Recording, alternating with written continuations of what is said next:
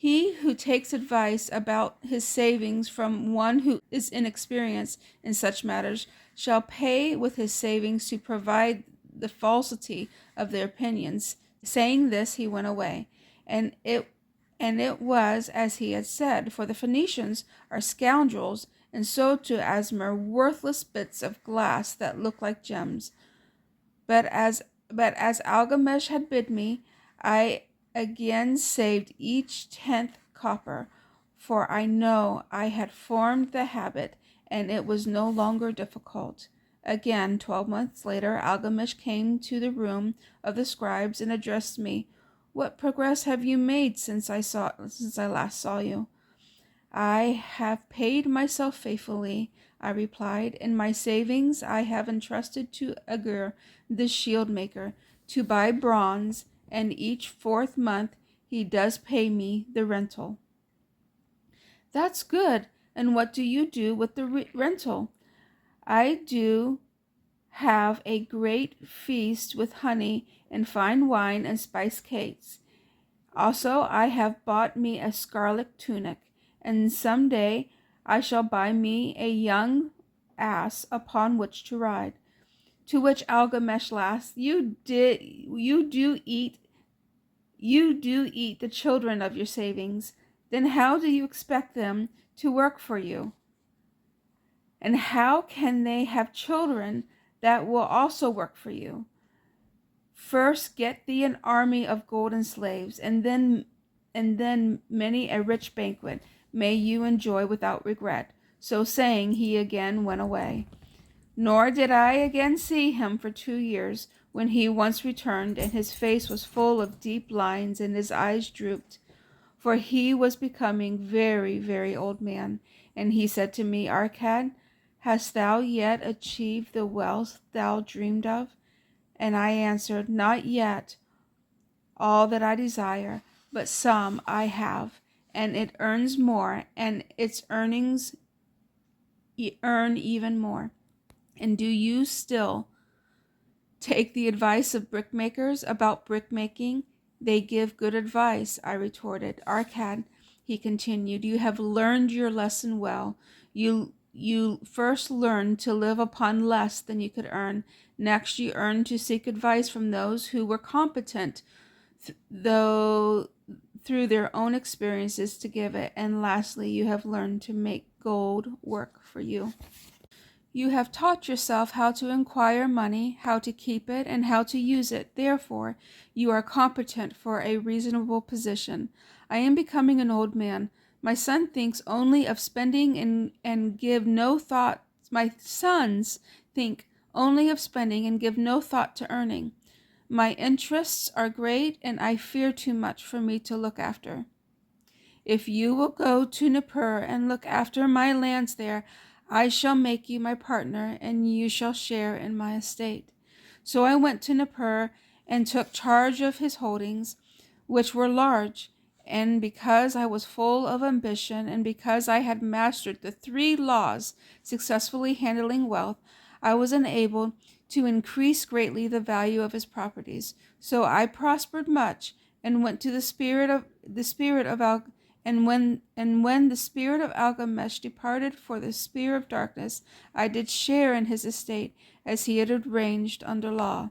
So spake Arcad, and when he had finished his tale, one of his friends said, You were indeed fortunate that Algamesh made you an heir.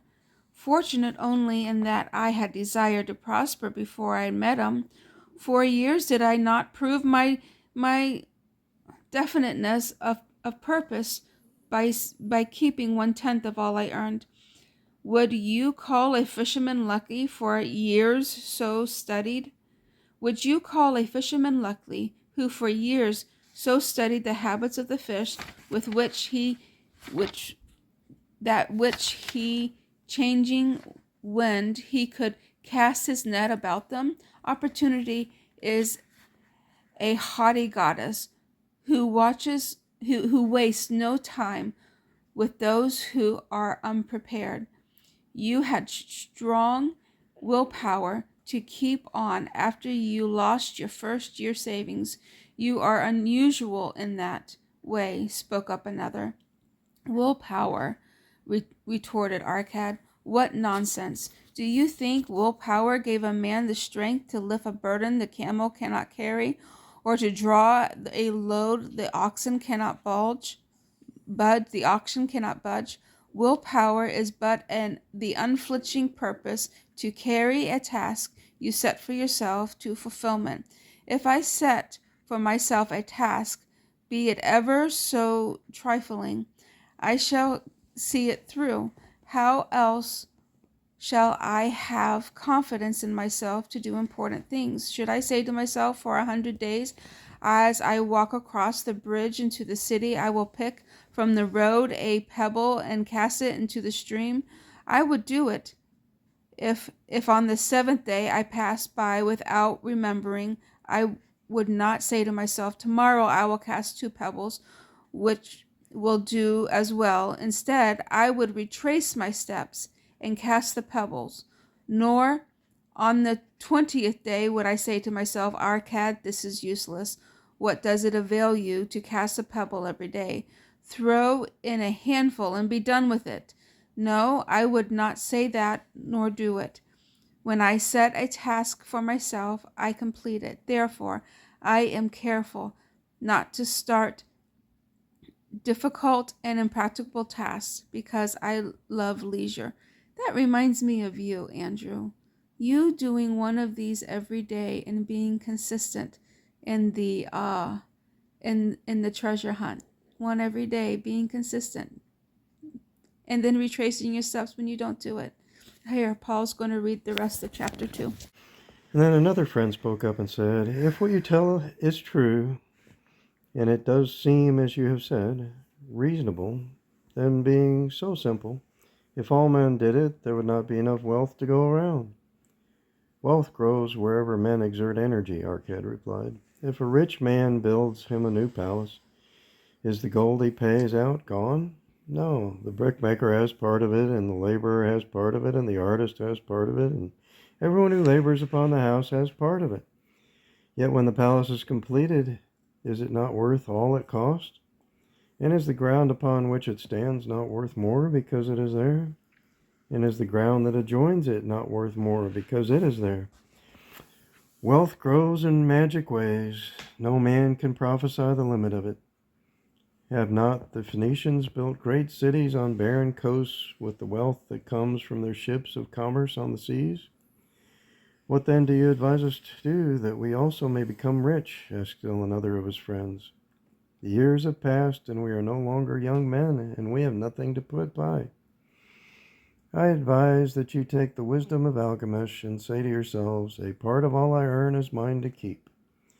Say it in the morning when you first arise, say it at noon, say it at night, say it in each hour of each day. Say it to yourselves until the words stand out like letters of fire across the sky. Impress yourself with the idea, fill yourself with the thought. Then take whatever portion seems wise. Let it be not less than 1/10 and lay it by. Arrange your other expenditures to do this if necessary, but lay by that portion first. Soon you will realize what a rich feeling it is to own a treasure upon which you alone have claim. As it grows, it will stimulate you. A new joy of life will thrill you. Greater efforts will come to you to earn more. For your increased earnings will not the same percentage be also yours to keep? Then learn to make your treasure work for you. Make it your slave. Make its children and its children's children work for you. Ensure an income for thy future. Look thou at the aged, and forget not that in the days to come thou also will be numbered among them. Therefore invest thy treasure with great caution, that it be not lost. Usurious rates of return are deceitful sirens that sing but to lure the unwary upon the rocks of loss and remorse.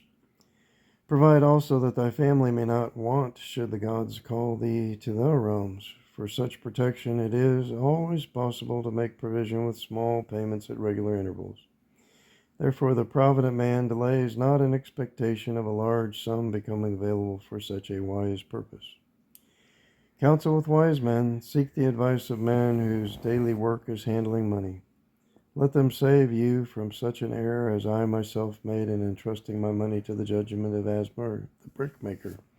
A small return and a safe one is far more desirable than risk. Enjoy life while you are here. Do not overstrain or try to save too much. If 1/10 of all you earn is as much as you can comfortably keep, be content to keep this portion. Live otherwise according to your income, and let not yourself get niggardly and afraid to spend. Life is good and life is rich with things worthwhile and things to enjoy. His friends thanked him and went away. Some were silent because they had no imagination and could not understand.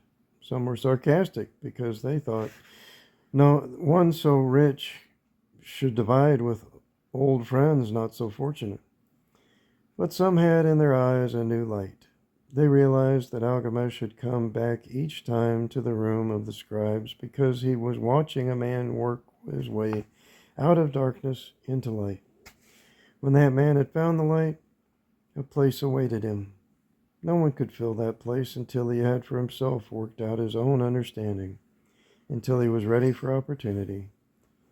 These latter were the ones who, in the following years, frequently revisited Arcad, who received them gladly.